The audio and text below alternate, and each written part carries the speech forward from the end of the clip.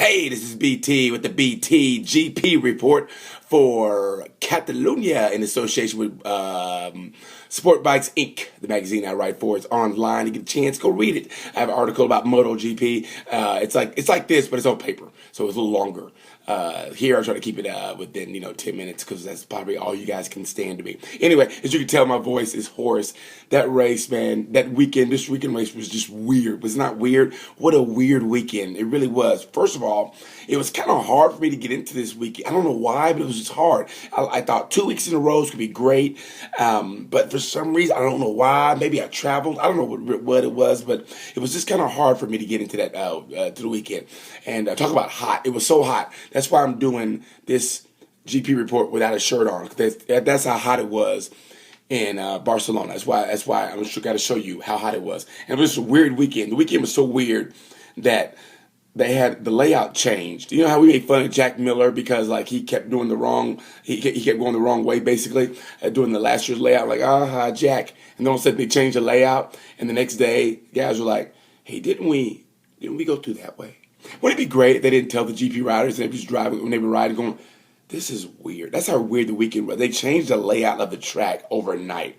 I mean, isn't that weird? It was just a weird weekend. It's like going to a party and you're not really supposed to go to that party. You get there, it's like all the lights are down low and people are talking real hushed toned, but you still have a good time. Like you meet a hot chick and she talks to you and she actually gives you her phone number, which is her phone number, and you talk all night and kind of give her a kiss and she's like really into you and you're like, okay, that was weird. She's hot and she's a chick. I mean, she's a real chick, not just a recent chick, if you know what I mean.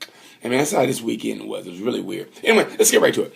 Moto 3. I'll tell you what, Johan Mir, that guy, here's how cool Johan Mir is. Johan Mir got bumped up to Mark VDS for Moto 2 for next year, okay? You found out about that in the middle of the race, and he ends up winning the race on a badass last lap pass. Matter of fact, the last two turns. Matter of fact, the start of Moto 2, the start of Moto 3, I thought was great because Jorge Martin, I love the start. He fell asleep. He was like, "And see, I got homework tomorrow," and then I go, "Oh shit!" And he he just took off. I thought that was great, man. Anyway, he made up for the time. I thought it was a great race. Moto 3 is always good. It was about eight rider battle for the lead, and then it came out to about 4 rider battle toward the end. But I thought it was a great race. I thought Johan Mir proved why he's the tops in Moto 3. He and Fenati got second. And I know those guys were giving him crap for being happy for getting second, but considering that he's a hothead, I think it's kind of great. And maybe it's like reverse psychology. Maybe he's growing up, you know what I mean? So, and it's not over yet. And granted, Mir's got almost like a 2-race lead. He basically could crash for 2 races straight and still be in the lead. But you got to give it to Fenati. He's still trying. And Jorge Martin, once he learns how to win, he's going to be even more dangerous. But give it up to Johan Mir. He got bumped up to Mark VDS for Moto 2 for next year. Good for that guy. That kid, great last lap pass. Damn. I suppose in Moto 2, let me tell you something.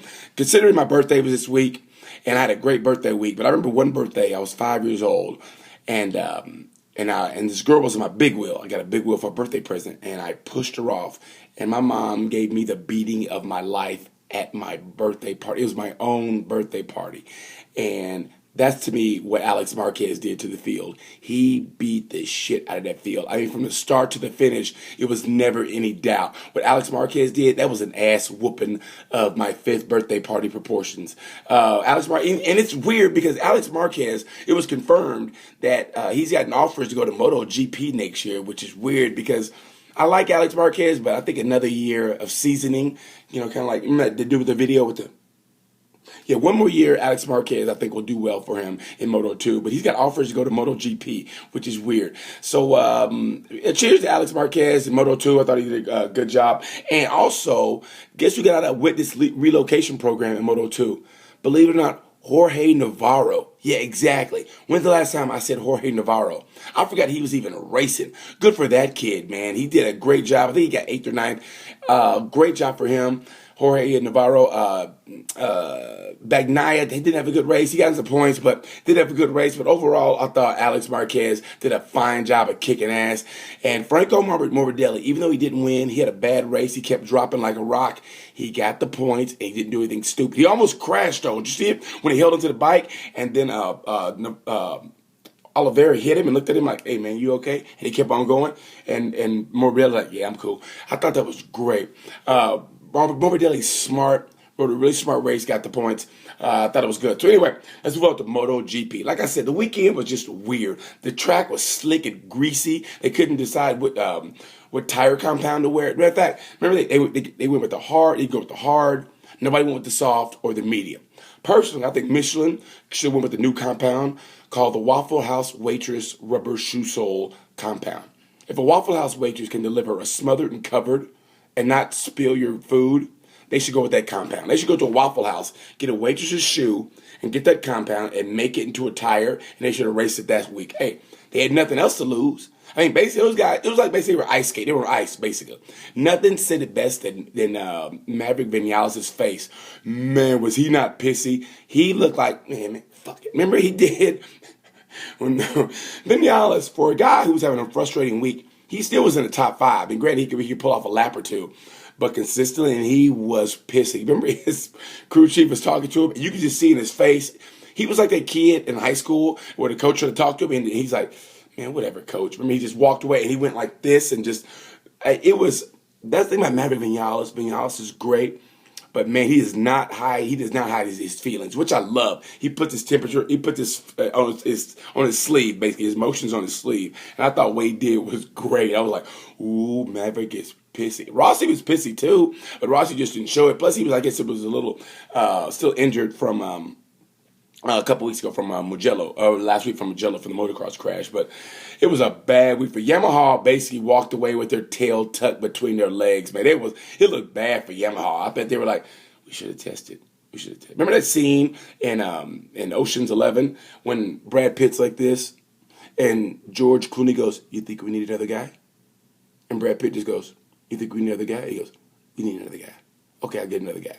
I bet Yamaha was going, "You think we should have tested?" We should have tested. Yeah, we should have tested. Yeah, we should have tested. They should have tested. Because they got Ducati tested and Honda tested, and voila. And honestly, I thought the actual race was good. I thought it was good. I wanted to see more battling, but like I said, it was like those guys were on ice and eggshells, man. Lorenzo said it better. Lorenzo got that lead. I was like, oh, shit, look at Lorenzo. And then he started dropping. He started dropping like the Dow Jones. Remember, he just kept going falling and falling and falling. And then it was weird. He found his second win because I thought Rossi was going to overtake him, and then he didn't. And then Lorenzo got his second win and ended up finishing 4th. And you gave Lorenzo maybe another 3 or 4 laps, he might would have caught Pedrosa. But I thought it was great. Lorenzo said it best. He goes, "That was a weird race. He goes, MotoGP is weird this year. Anything can happen, and anything can happen." Dovey came out of nowhere. It was going to be Pedrosa's to lose, and Pedrosa lost it. I'm playing it simple. I thought it was a good race. I want to see more overtaking this year. It's good this year, but I want to see more. I want to see more battles. That's what I want to see. These tires are really kind of screwing these guys up. I want to see more battles, and it's not the battling that's good. I mean, the first 3 or 4 laps, I was like, like when Marquez and Dovey went that turn, you think they're going to hit? Those guys are the best at what they do, man. So I thought it was a good race. Like I said, I thought it was weird that they had to change the layout of the track, and it was just. It was just a weird race, just a weird weekend. How Dovey won, and Dovey said he wasn't even pushing 100%. He was baffled. He's like, "Yeah, man, I don't know what, man. I don't know what it was. I passed him, and I was like, okay." And it's weird how they don't even listen to him. Ducati didn't even listen to Dovey at all. That's what he basically said. He's still kind of pissed off that the bike hadn't really developed like he wants it, but they're winning. That's how weird. And he wasn't even pushing. So, yeah, weird weekend. But I thought overall racing was good. I like now that the points race is tightened up again. I'm going to call it right now. Last race of the season, it's going to be a 4-rider battle for the last race of the season. Winner take all. Winner take all in Valencia. 4-rider battle. That's what I'm calling right now. I could be wrong, but I'm going to put myself in a line and call it. It's that type of season. It's going to boil down to Marquez, Vinales, I want to say Pedrosa, and outside chance Rossi. That's what I'm gonna say. That's what I'm going to line and say. So anyway, rider of the race for Moto3 goes to Johan Mir. Great race, Johan Mir. That last corner pass. Oh damn! Kind of you go. That's why he got promoted. He got a promotion basically on his work day. How great is that? Moto T, rider of the race goes to Alex Marquez. That ass kicking. He basically was like a teenager, and a girl said, "Hey, My parents are out of town. They are. And that's what he did, man. He just took off, and he was not seen ever again. So rider of the race goes Moto 2, goes to Alex Marquez.